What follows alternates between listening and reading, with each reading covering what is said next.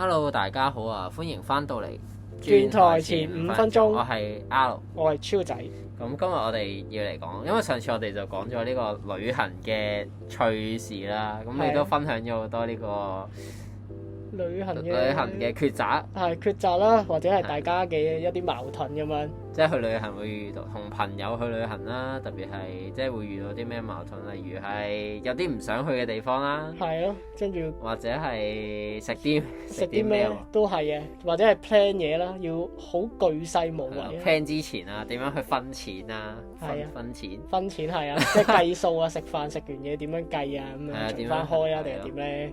咁今集咧，見上次大家都即係反應熱烈啦，係啊，即係我哋播完嗰集之後都有啲嘢想講嘅。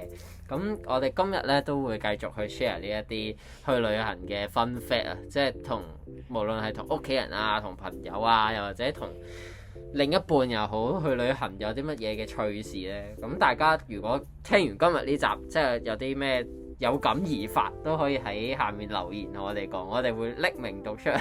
係啊，你嘅趣事，除非你嘅 YouTube channel 唔係匿名嘅，即係可能你寫全名。我以前就係咁，我寫全名㗎。你幾多歲啊？咩幾多歲啊？嚇，呢個係咪小學啊？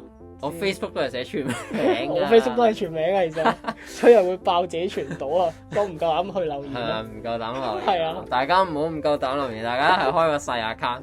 係，我哋歡迎大家留言，下集我哋瘋狂讀大家啲趣事出嚟。冇錯。咁今集我哋又要嚟 share，不過今集你係咪係我係有啲趣聞啊？趣聞係有好多唔同嘅嘢想分享啦。上集講唔晒太多啦。係冇錯。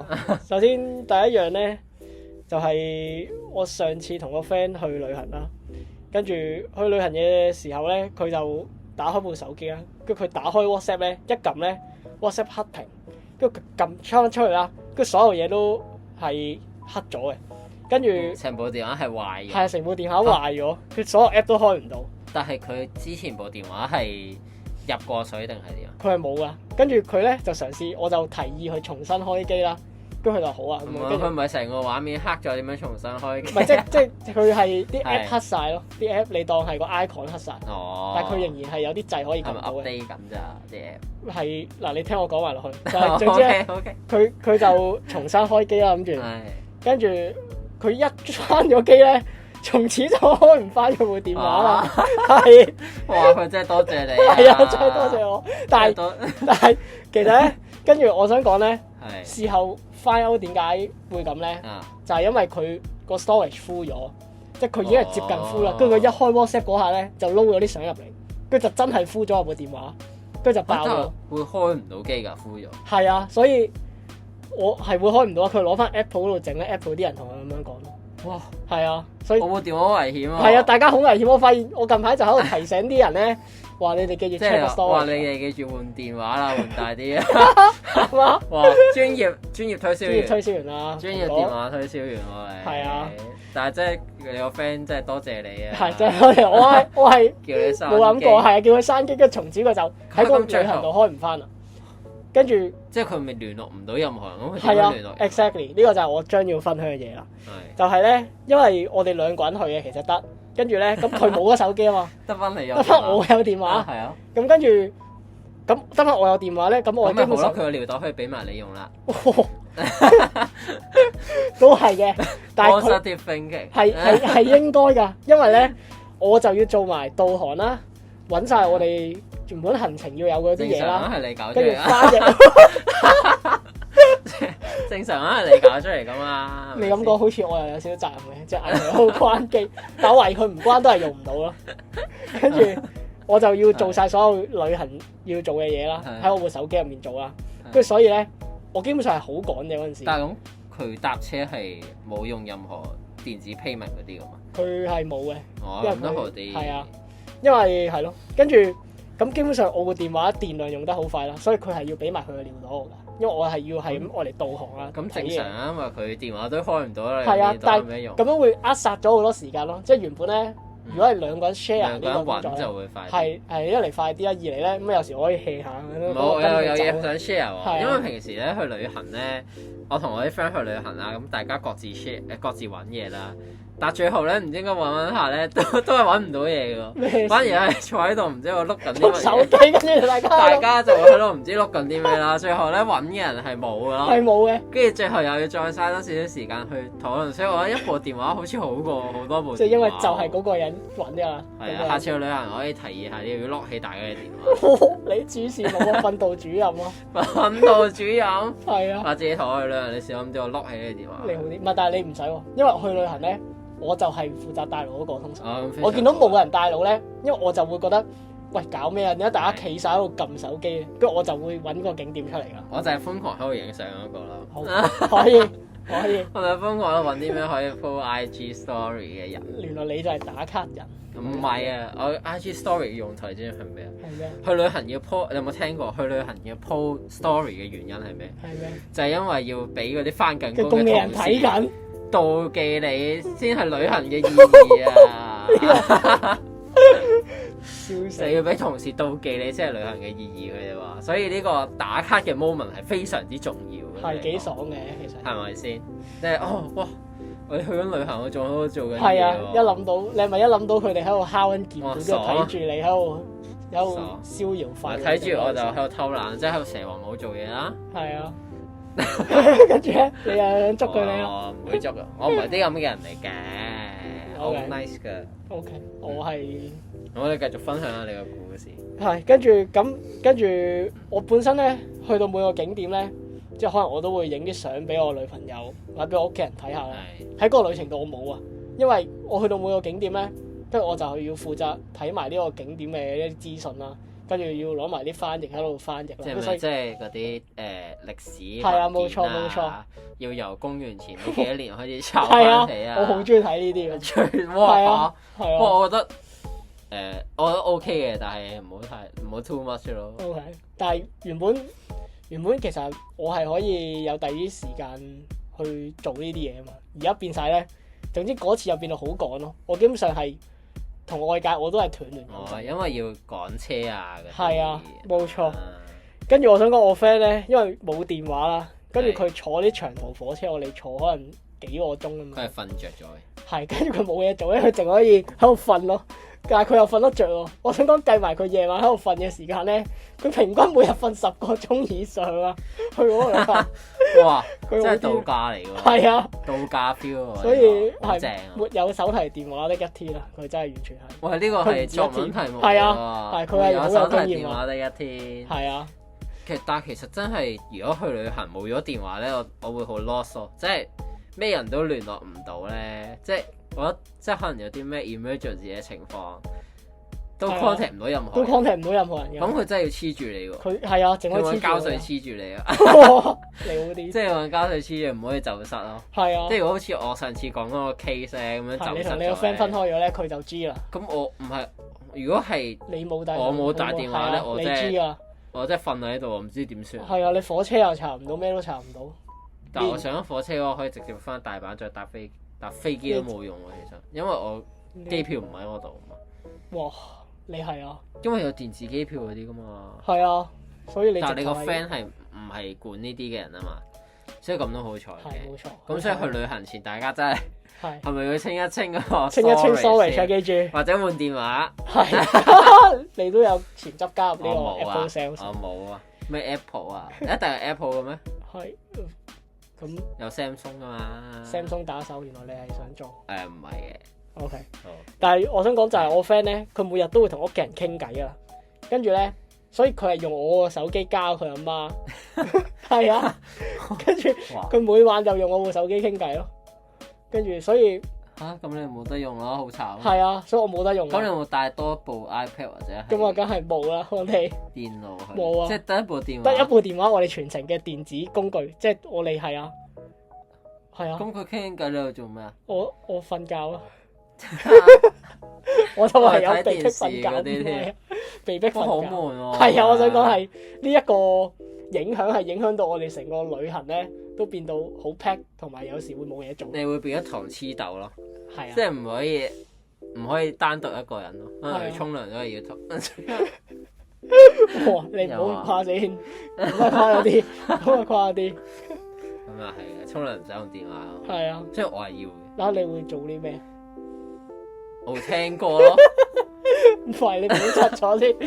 我會聽歌咯。你諗咩啊？我唔知啊。我聽歌啫，聽歌睇片。合理嘅，合理。但係我自從知道唔知有咩，即係可能咩 YouTube 咧，唔知聽邊個講啦，話咩 YouTube 會 mon 住個 cam，即係望住你沖涼。即係我唔敢開 YouTube 咯，以後沖涼嘅時候。OK。所以我就會開 Spotify 聽歌。買個藍牙喇叭咯，你個藍牙喇叭帶入去。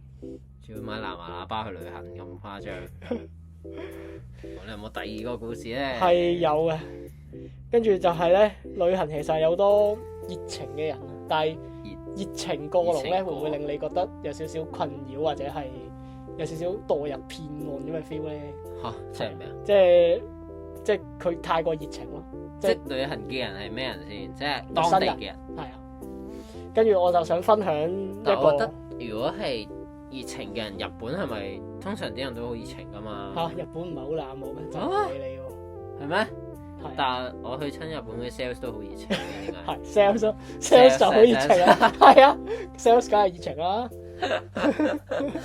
唔係喎，但係路上有啲人我見都幾 nice 㗎，見個樣。即係你冇同佢講嘢。係，繼續 share 你個故事啊！唉呀，就係我喺德國啦。係。咁有次又係坐緊長途火車，咁中間要轉車啦。咁啊我識少少德文嘅嗰陣時，咁自己一個啦。咁我等緊架火車入嚟啦，我已經睇住個 app 咧就係5號月台咁樣噶啦。係。跟住突然間咧，無啦啦條友喺度叫我，佢梗係唔係叫我名，佢無啦啦 hello hi 咁樣用德文同我打招呼，叫。跟住我望過去啦，原來係真係冇同我揮緊手喎。跟住係個，哇好恐怖啊！係啊，所以我嗰陣時係即刻，因為我自己一個人咧，我警惕度係高啊。跟住我就心諗搞咩咧？跟住佢係一個亞裔嘅阿婆嚟嘅。哇！係啊，跟住佢就起雞皮啊！咁恐怖，係咪 ghost 嚟㗎嗰啲？跟住佢就嗌我行過去啦，跟住佢就同我講啲德文，但係我勉強聽得明嘅。佢講咗佢係咩名啦，跟住佢問我係咩名啦，跟住佢問我去邊啦。跟住嗰陣時我係中間轉車嗰度係去漢堡嘅，跟住我就話我等緊呢班列車，跟住佢話我都係喎咁樣，跟住我心梗係啦，你都企喺呢個月台度咁解，咁啊肯定係啦，好撚串，係，跟住佢就話我都係去呢個方向嘅喎咁樣，跟住佢就話不如一齊啊咁樣，跟住嗰陣時咧我都有啲警惕，我有啲驚嘅，冇啦我陌生人，祈福黨，係啊，跟住我就話唔使啦，唔好啦咁樣，跟住唔撈祈福，跟住佢極熱情啊，佢就話做咩啊？唔驚啦，一齊啊，一齊多個照應咁樣。跟住咧，總之就佢有少少夾硬捉住我，即係冇得夾硬捉住我，佢極熱情咯就係。捉住你手臂咁樣。未去到嘅，但係點知佢言語上係極熱情，我又唔係幾好意思拒絕咧，又喺度等啦。跟住點知咧，臨日前即係你當架火車臨入去呢個月台前大約分零鐘咧，突然間有個廣播，淨係得德文嘅啫。係。跟住我係唔知佢講乜嘅，跟住佢就話咧。好彩有佢真係，佢就話佢用咩同你講啊？佢用德文咯，佢就話轉咗月台，而家由5號月台轉咗另一個月台。嚇！佢用，但係個廣播講德文你聽唔明，但係佢講德文你又聽得明。唔係因為即係佢係講啲單語我聽得明咯，即係其實佢都知我聽唔明嘅。跟住佢話講單詞，佢話月台，跟住而家係5，跟住佢話要去1咁樣。哦，係啦，哇！咁係 nice。係，其實我發現幾 nice 咁樣，跟住就同佢一齊行咗去嗰個月台啦。跟住咧嗰程車咧，我就同佢一齊坐咯。跟住佢就係咁分享佢嘅經歷。但係佢瘋狂講單字嘅，唔係佢講點講係佢瘋狂講單字咯。即係可能佢係話佢係1970幾年，總之唔知幾多歲嘅時候咧，就嚟到德國同佢個老公。即係佢係咁講嘅，1970幾。德國老公嘅，係啊，類似呢啲咯。哇！即係你係啊，我用單字咯成個溝，係啊，拼湊成個故事。因為我都就有覆到啲單字，跟住其實我係左手攞住 Google 翻譯，跟住我就打我想講嘅嘢，跟住就講俾佢聽咯。跟住佢原來係一個喺德國，唔係喺越南移嚟嘅人嚟嘅。跟住佢同佢老公就喺德國某個地方開個小餐館。跟住咧，佢就喺總之而家咧，佢係唔識寫啲德文字母嘅，但係佢可以講同聽咯。跟住佢就我想講咧，即係佢喺個月台度喺度嗌我一齊嘅時候咧，我仲有啲猶豫。佢叫我啲猶豫咧，佢講一句 Come with Oma，呢個係德文嚟嘅，意思就係話咧同嫲嫲一齊行啦咁樣。Miss Obama 問號。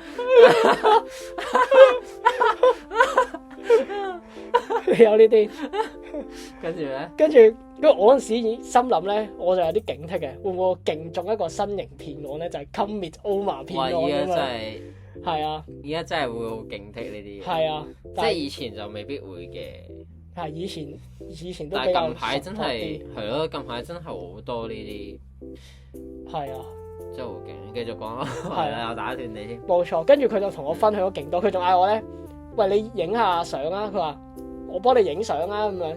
佢話你快啲插手你 send 電話咁樣。我唔知啊，但係嗰陣時我都有啲驚嘅。跟住，但係因為坐喺個火車入面咧，係佢應該都走唔到，嗰時候我俾咗部電話佢，就幫我影相。跟住咧，佢仲嗌我幫佢影相。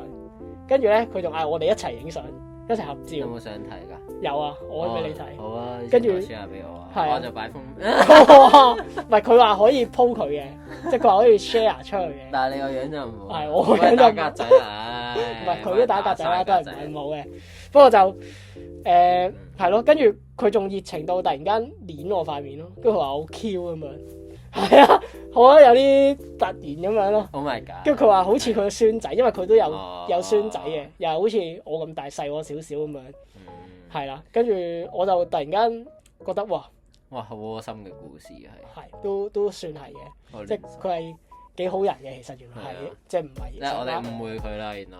係佢仲俾咗個傳單我咯，佢俾個傳單我咧咩傳單就係佢嗰間餐廳，佢老公嗰間餐廳。哦就喺德國咁你最後嗰個地方冇去食啊？係冇嘅，因為我嗰陣時去緊漢堡，跟住佢就話咧，哇！你下次一定要嚟食㗎咁樣，跟住佢就諗住加我 Facebook 咯。但係我想講咧，佢個名係極多人係撞名咯。我一 search 咧係有百幾條友係同佢一樣名，揾唔到佢個 Facebook 咯，咁最後冇加到冇。仲係冇加到嘅。哦，so sad。就石，但係佢俾咗佢個餐廳傳單我咯，佢就話咧，話你記住嚟揾我啊咁樣，希望下次去德國嘅時候，佢間餐廳仲真係喺度咯。仲喺度咯。咁如果你真係去揾翻佢嘅時候，就可以 share 下。係冇錯，就可以喺度 share 下，我都想去德國㗎，正啊！德國我哋可以一齊去。我係德國食腸，德國腸。係冇錯，哇！德國腸係出名噶，真係噶。 OK，收到。咁我都諗翻起喎，即係上集我都講過，我未講過有一個日本司機車咗我哋嘅。係其實嗰個都算熱情咯，即係我哋係真係走去問嘅，但係即係最後佢真係肯車我哋去到嗰度咧，就真係真係即係你話會唔會拒絕啲咁熱情嘅人咧？其實我覺得要睇下佢個 purpose，或者係佢好冇人咯，但係時刻都要警惕住先時刻咯。都要警惕住先。因為而家真係有啲尷尬呢個 moment，有咁多詐騙嘅係好多情況詐騙出現。真係因為我都有 friend 啦，就都係近排發生嘅事，係琴晚啫。係咁我女朋友嚟嘅，咁佢就話琴晚搭巴士嘅時候咧，即係去香港， OK。佢咧就有個 CEO，即係有個人無端端就俾咗張傳單佢，跟住咧，跟住俾個卡片同傳單佢咯，跟住之後佢就即係趕住落車，好急急腳咁樣走啦。跟住落完車之後咧，佢就睇下張傳單啦，原來係嗰啲咩傳教嘅傳單咯，哇全部英文嚟嘅，跟住咁啲全部英文由由呢個開咩宇宙開初盤古開初時期講起，呢個耶穌點樣，跟住之後主點樣，哇！成篇嘢喺度，嗰張傳單全部英文 full of 唔想睇係唔想 English 英文 words，完全係零想睇。係啊，跟住仲有個卡片咯，係寫住咩 CEO 咁，我覺得流流地嘅，所以近排真係好多呢啲又唔好話詐騙嘅，都奇怪嘅人，係啊，所以就真係要提防警惕。如果真係特別有去旅行，特別去咯，係啊，同埋自己一個去咯，真係我自己去真係要小心啲。冇錯。跟住我仲有一樣嘢想分享就係咧，Covid 嗰排我係去旅行啦。咁跟住咧同啲 friend 去啦，跟住個 friend 突然間問我咧，喂，如果我哋去到中咗咧，有個人咧，你會唔會 book 多間俾佢去自己隔離咁樣？跟住因為佢咁樣問我咧，我以為佢係想啦，跟住我話冇乜所謂嘅，可以啊，會啊咁樣。跟住點知咧，因為我諗喺隔離，如果大家唔使病都好嘅，即係如果我自己中咗咧，我都會可以自我隔離，我覺得係 O K 嘅。佢點知下一秒咧，佢哋係一齊批評我咯，佢就話嚇你咁冷酷㗎，你咁無情㗎咁樣。嚇係啊，咁唔係即係原本你係3個一間房嘅。係我哋係一間唔係一間房嘅，但係喺一間民宿度咯。哦，係啦，即係諗住 book 一間酒店for自我隔離咁樣。係啊，就 book 多間，如果有人中咗咁樣。咁但係你會事前 book 定係？唔係啊，去到先知中咯，即係去到如果發現中咗，係啊，跟住我就諗緊，其實旅行如果病咗咧，因為同啲 friend 係24小時黐住啊嘛，係啊，咁其實係咪要喺酒店都戴住口罩咧？即係呢個係，因為我上次去4國咧，就係我第一日去到開始咳，第二日就瘋狂咳，跟住結果我 friend 都俾我傳染咗，佢第4日開始都瘋狂咳。哇！如果我 friend 係瘋狂咳咧，我會戴口罩。你會自己戴口罩？我會咯，因為我原本自己就去旅行之前就會 pack 定一大包口罩去。哦，所以因為我就係好驚呢啲突發情況，或者我自己病咗都唔想惹人嘅。係啊，我覺得好尷尬，做咩嘢咯？係啊，所以我都會戴定口罩去嘅。咁如果同房嘅 friend 真係咁嘅時候，首先我自己會戴口罩啦，但係我都會叫佢自己戴翻口罩。即係你會明面地講話啊，你戴翻口罩啦。梗係啦，你病咪唔好傳我哋。OK，呢個唔係即係有同理心嘅事情啊嘛。都係嘅，但我會覺得有啲尷尬咯。如果佢唔戴，我就突然間叫佢戴。我死啦！我好冷酷無情。唔係，我覺得係要㗎。就係上次完咗咧，警惕到我咧，我覺得唔想傳染我覺得俾人，所以係我戴。同理心嘅問題。係啊，所以就算係喺屋企都會戴，即係因為去旅行嗰個民宿就有啲似屋企咁啦。咁喺屋企都會戴嘅。而家瞓覺我都會戴咯，即係24小時都戴。但係瞓覺我就真係頂唔住。即係瞓覺你都會唔戴嘅，就瞓覺睇下有冇人喺我隔離咯。如果有人同你同一間房，如果有人同我同一間房就會啦。OK。但因為瞓覺戴口罩咧係會好焗好辛苦。係啊。尤其如果你仲鼻塞嘅話。係啊。哇！唞唔到氣，係啊，完全明白。就係真係。係啊。所以如果真係鼻塞瞓覺冇人喺隔離，我係一定唔會戴口罩。